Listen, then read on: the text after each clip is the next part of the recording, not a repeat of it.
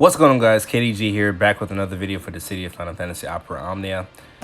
Now, I know I'm late with the release of this video. However, I do live on the opposite side of the world, and it makes things a little difficult to release, videos on time. When they decide to release events during the middle of my work shift. However, in today's video, we're going to be discussing Final Fantasy IV's promising twin mage Porom.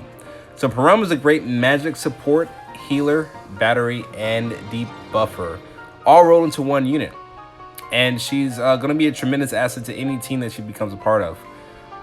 As stated, she fulfills many different roles depending on the circumstances that your party may face. So let's take a closer look at her initial kit. As always, thank you, Rem, for supplying the community with a breakdown of her stats. Just having the website to have some type of resource to make sense of the game, it comes in handy. We really do appreciate it. At least I really do appreciate it. It makes understanding this complicated game at times pretty easy. So thanks again. All right. So anyway, looking at the stats table upon her release of her level 70 for the global version of the game, we see that Porom excels at HP, Initial Brave, and Max Brave. She also has a medium spread of attack, defense, and speed, which, I believe makes her a well-rounded support character compared to other units that we currently have. At her base value stats at level 70, she has HP at 6,525, all the way to 8,880, Initial Brave 2,471 to 3,275, Max Brave 4,140 to 8,984, Attack 840 to 2,577, and Defense 1,004 to 2,789. So guys, keep in mind, these are her base stats, and depending on the passes and gear that you have, the max values will vary. So you're not always going to see this depending on what you guys have currently equipped. All right. So before we go into Porom's crystal level passives, let's take a look at her skill 1 and skill 2, and then her EX weapon. All right. So Porom's skill 1 is Cry. It's a support skill that provides battery and buffs to the party, and inflicts a debuff to the enemies. It grants the party Brave based upon her own Max Brave, while all targets receive 2 turns of defense down 1. She grants herself 1 level of Light Arts, which has a limit of 3, and at max level, Cry will become Cry Plus. So Cry Plus has the potential to inflict confusion on all the targets on the field that are susceptible to the debuff. It also renders them incapable of doing an action on the next following turn. It works similarly to Paralysis that Cloud can do with his Cross Slash Plus, or just Cross Slash. This makes her utility, in my opinion, skyrocketing in comparison to other units, just because she has that additional skill, and she has other things that she brings to the table. All right, so her skill 2 is called Mycelian Brilliance, which slightly recovers the target's HP. 200% of the HP recovered in excess of the max HP will be added to the target's Brave, and comes with a high turn rate for Porom. So she can use his attack or use his support skill, and then come right back and use another skill. So with proper usage, this will definitely come in handy for you guys. It also grants Porom 4 turns of Light Wisdom, which has a limit of 3, just like Cry's ability of Light Arts, and becomes Mycelian Brilliance Plus upon reaching the limit of 3. So KDG, what is Light Arts? What is Light Wisdom? Well, Light Arts raises the party's attack, and Light Wisdom raises the party's Max Brave, and are passives that are basically considered auras for the party. They're not something that you can initially see or just know that will initially be applied as like a passive, but it's included with the actual skill, and will basically affect the party while they're in the same party as Porom, basically. Porom's third skill, if you decide to unlock a crystal level 65, is called HP Heal Attack All, which slightly restores the party's HP and slightly raises the party's attack for 3 turns.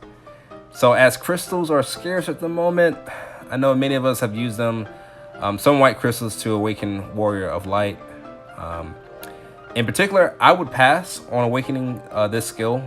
I'd probably get her to level 61 crystal level, and then level 70 for her level that you can level up with experience. For this event, it's doable. I've seen it done plenty of times throughout YouTube and everything. I would wait for those that are more excited for Yuna, because she should be coming out with the next character event, I believe. I highly recommend, if you're going to go after Yuna, to save your white crystals for her. She comes with a surprising EX animation. It'll make you feel at home if you played the Final Fantasy X series at least. That's what I'll be doing in the meantime. All right. So Porom's EX weapon skill will be the first time Global receives an HP damage reduction skill. All right. So this is really important for those that have been inside the Cosmos version of her event. As you guys will see, that damage reduction skill comes in handy. But the skill is called White Wave.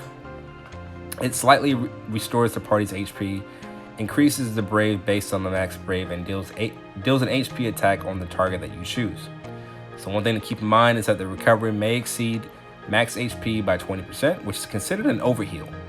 It also grants all allies Brave based on the HP damage dealt, and extends Light Arts, Light Wisdom by 3 turns. It also acts as a damage reduction skill, like I said earlier, to minimize the received HP damage from enemies for 2 turns. In my opinion, her EX just takes her over the top, especially if you guys are attempting her chaos, like I was saying earlier, with her in the party. The HP damage reduction skill comes in handy when you know you will be receiving an HP attack that could potentially kill your party. The EX skill minimizes the damage and saves you in the long run at the end.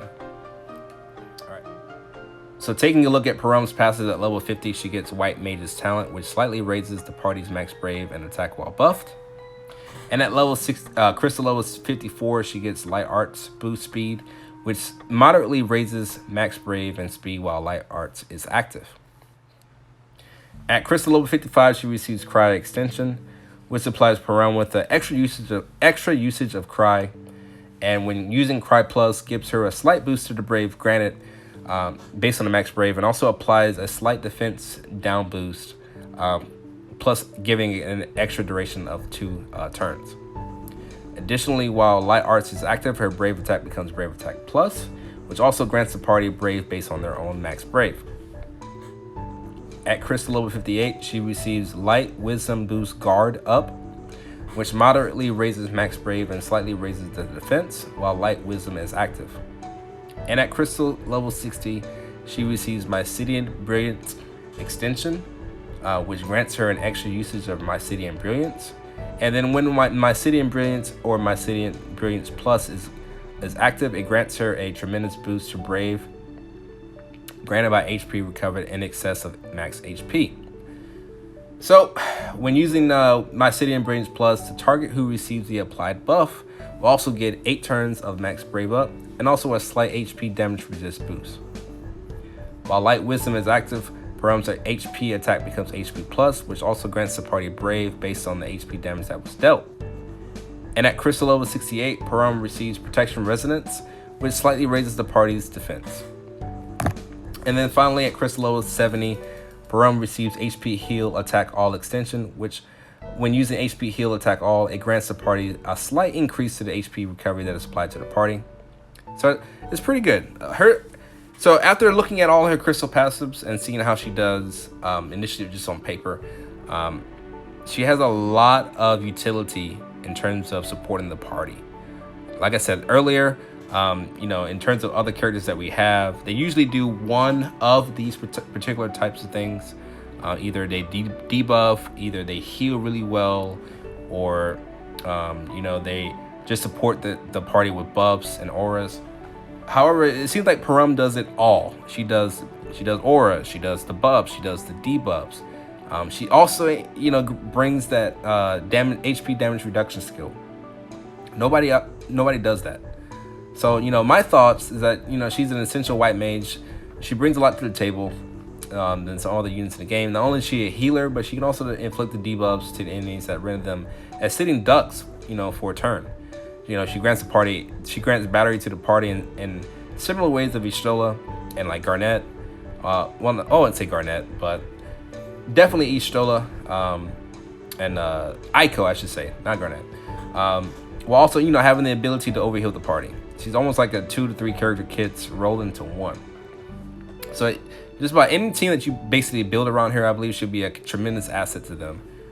She's a tremendous support character and will only get better upon the release of her Lost Chapter in the future.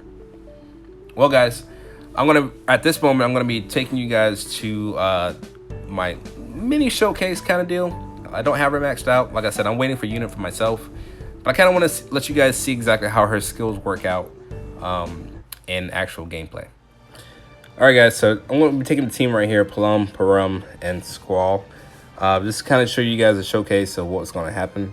Not going to talk throughout the entire video. I just kind of want you guys to see exactly what's happening throughout the entire video. So anyway, take a look at the passes real quick.